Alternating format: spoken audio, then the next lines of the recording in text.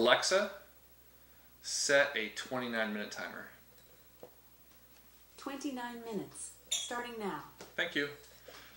Alexa, that's the most useful thing I've ever seen you do. I can't find the answer to the question I heard.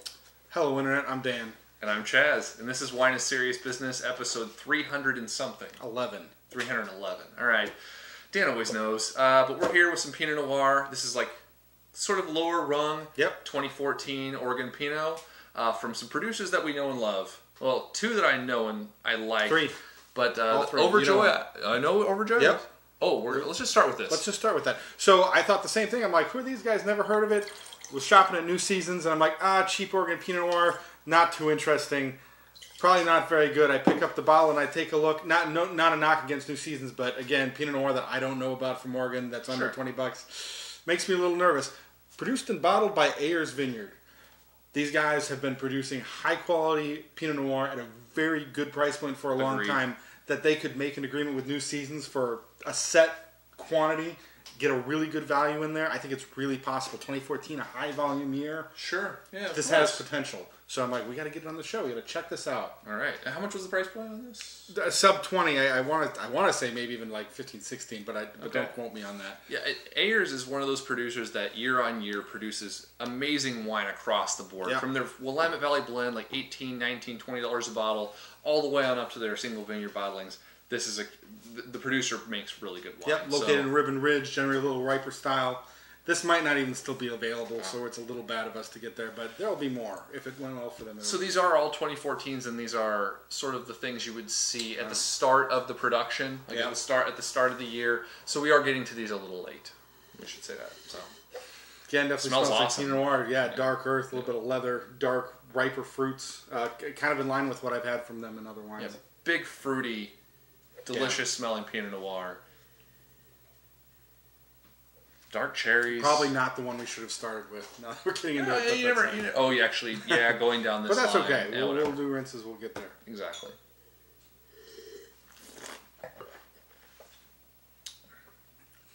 Definitely some tannic structure right up front. Yeah. Those of you who like a little bit bigger Pinot Noir, this bat's way above its price point. Man, those of you who like a little bit bigger Pinot Noir structurally will be really happy with this. Yeah, it's got a big smack of like juicy cherry fruit, strawberry fruit, even like a hint of raspberry. It's got like a really whole bouquet of like ripe red fruit flavors. A little bit of tannic structure, good acid brings up the finish. It's nice. I feel like it at age too. Yeah, it's a screw cap, but man, this is fantastic now. Mm-hmm. We're not scoring wines these days, but like this is in like the high 80s. I mean, sure. it's a very good wine. And honestly, I say it's a little structurally heavy for my particular taste, but at this price point, it's crushing it. This is delicious. I'd happily drink it. If there is any of it left, definitely check it out. Share it with some of your friends. Check Wells if you see this. I know you're always looking for steals like this. Yeah, this is a good bottle of wine. And a cool partnership. I think a local grocery market, a local wine producer. I'm glad to see you working with somebody like this. You guys working together to get something like this out there. Starting off well. All right. Number 2. And we're going to move quick. Yep. This is going to be a quick show. We are doing this very late. Yeah, right before the July 4th weekend. Fucked up. This is a lot lighter color. Good. We get the little bit of the no censor action going in. We get the modern wine is serious business. Keep going. This is the 12 Pinot Noir of Yamhill Carlton bottling, also 2014. We've known about 12 for a long time. We used to taste this stuff. I remember out at Adia many years ago. Yeah. Like many of the people from those days, become pretty successful. Moved out, got his own tasting room.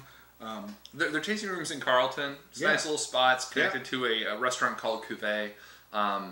But the tasting room, the people in there are very nice. The wines, they have something for everyone, but like their Pinot Noirs I thought were quite nice. So I was tasting there, had a really good time, and I picked up a few bottles. I thought, like, hey, we'll just throw this on the show and we can fit it in. So nice. This is, a little bit of a preview here. The color is significantly lighter. Substantially, than the Overjoy. The Overjoy was a big, deep red ruby.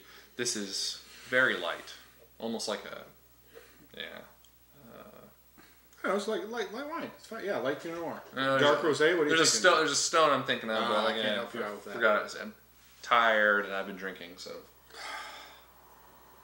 A little more raspberry fruit going in this direction here. Yeah. Even the grapes little themselves. floral, It's a little like red grapey. I agree with the floral component. Yeah, a little bit of citrus. Definitely a much more delicate nose here. Agreed.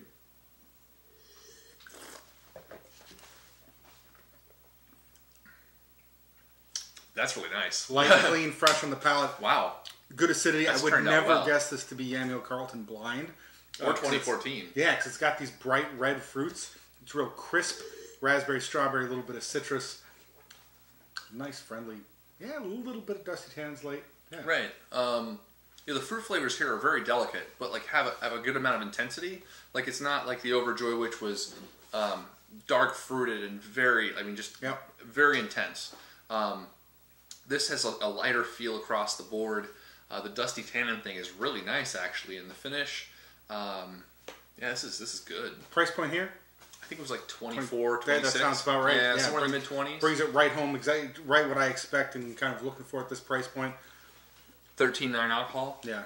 Holding that well. Structurally a very nice wine. On the lighter side of 2014, which is really cool to see. Delicious. Yeah. I didn't think this was going to turn out that well. This turned out. This is and better than I remember the contrast tasting with room. each other too. I think that's pretty interesting. And the fact that this can stand up to the Overjoy, right? Like that we can still taste this, especially following it. Yeah, absolutely. So yeah, great job. Yeah. Cool. Also, I feel like a little bit of time would mellow that out a little bit. The structural elements are still showing there. I wouldn't be afraid. It's not too heavy. Yeah, absolutely not. Yeah, nice delicate touch. Yeah, those citrus raspberry components in the finish. Yeah, you're right.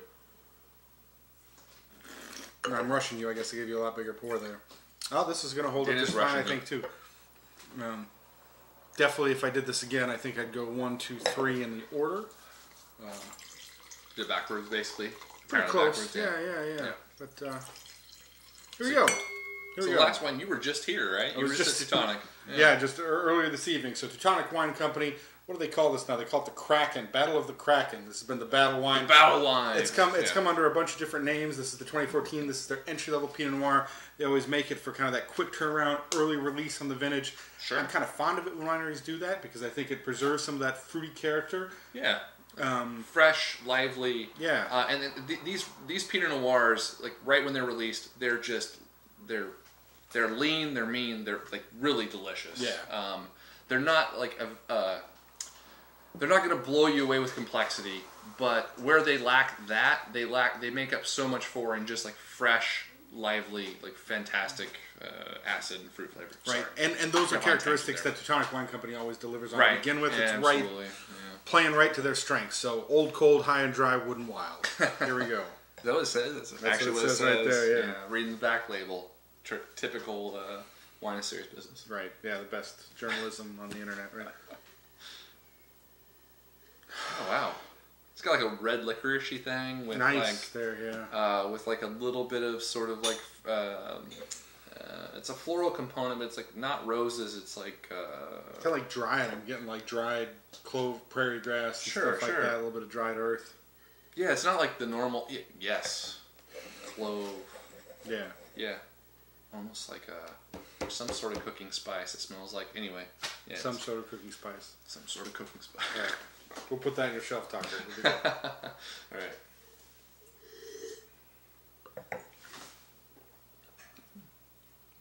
Yeah, this is exactly what I want out of this wine every year. The flavor profile changes a little bit. I think they've worked with different vineyards over the year. There's just a nice, good punch of raspberry fruit, nice sense of depth. Raspberry fruit, grapefruit as well. Yeah, totally. Like the sort of like ruby red grapefruit thing is like going on big time in the mid palate. Like has a sort of bitterness that extends into the finish. A little bit. Yeah. Reminds me of like you just eating grapefruit. Fresh, juicy. Yeah. Yeah. Big citrus component in the finish, like the acid, the way the acid kind of closes in on the fruit. Raspberry grapefruit. Yeah, the acidity at the end really does kind of pucker things up. Mm-hmm. Gets pretty strong. Some of you I know hate that. I don't hate that. But it's definitely on the strong side. I don't mind it. Yeah. I honestly don't mind it. Because the acid is full and long. It does it like the tart. There's the tartness initially, it relaxes as the wine finishes. And it pulls you back in for another sip to get that juicy fruit kind of relaxed things, which is juicy fruit. I agree. Which is fun, but it's still definitely the brighter, the red fruit kind of characteristic as opposed to this really dark one. This is a really cool trio. This is a good spread. We said we were going to go fast. We're going to knock it out. Kind of some entry-level simple wines tonight. Maybe we won't have much to talk about. All of these are interesting. Really good examples at their price points. It's too bad we're not hanging out afterwards because these are. I know. Yeah. Weekday show. Putting in the work for you guys. It's true, yeah. So these are the wines. The Teutonic is fantastic. Man. This is another like $18, $19 bottle of wine. Right? Again, I'm not sure where it's at, but right around $20. Yeah, depending on where you buy it from. Too. All of these great entry level examples of Oregon Pinot Noir, saying that you can still get it done at a really good price point. Agreed. So, but to point out, Teutonic just recently opened a tasting room in Inner Southeast, right? Yep. You should go check it out. Place is awesome, I've heard. I haven't been there myself yet. Entirely staffed by people who work production in the winery. So you never go down there and meet somebody that just does the bartending. It's always somebody that knows how all the wines are made and had a hand in some of it, which is amazing. If you're a wine geek, that's super important. Yeah, absolutely. Great You're not just getting a salesperson. 12, a very interesting tasting room. Worth checking in on while you're in Carlton.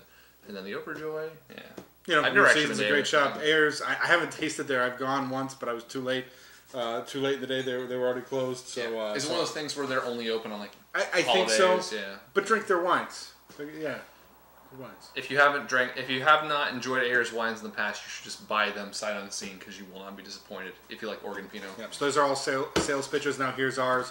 Like, comment, share this with your friends. Put the thumbs up thing. People ask me how many views we get. It's always an embarrassing number for somebody who's been doing an internet show for such a long time. Well, no, we get a good amount now, but it's just like it's spread out over so many different mediums. Yep. Like honestly helps if you just go check us out on whatever you're just like. Give us the love. Like give us the love. Whatever. So, question of the day. Oh, all right.